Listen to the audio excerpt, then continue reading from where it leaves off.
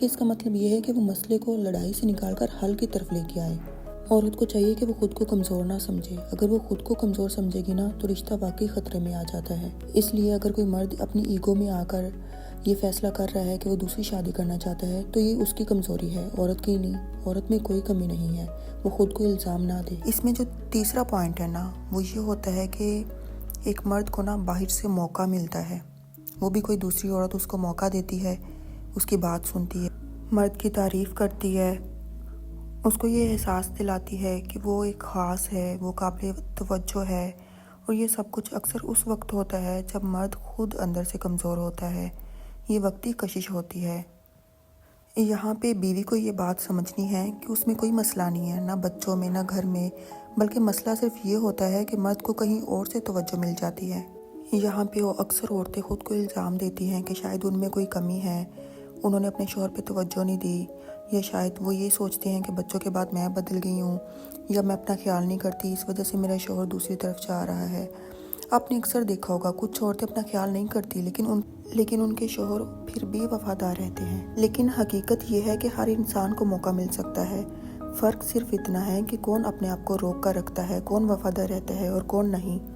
اگر ایک مرد ایک وقتی توجہ کے بدلے اپنے گھر، اپنی بیوی، اپنے بچوں کے سکون داؤ پہ لگا دے تو یہ فیصلہ جذبات کا نہیں بلکہ کمزوری کا ہوتا ہے۔ یہاں پر عورت کا کام یہ ہے کہ وہ خود کو کمزور نہ کرے، خود کو کمتر نہ سمجھے، کیونکہ محبت مانگی نہیں جاتی اور وفا کسی کے پیچھے بھاگنے سے نہیں ملتی، یہ دل سے آتی ہے یا آتی ہی نہیں۔ عورت کو یہ یاد رکھنا چاہیے کہ اگر وہ سچائی سے، اخلاق سے اور عزت کے ساتھ کھڑی رہے گی نا تو کسی اور کی وقتی کشش اس کی قدر کم نہیں کر سکتی۔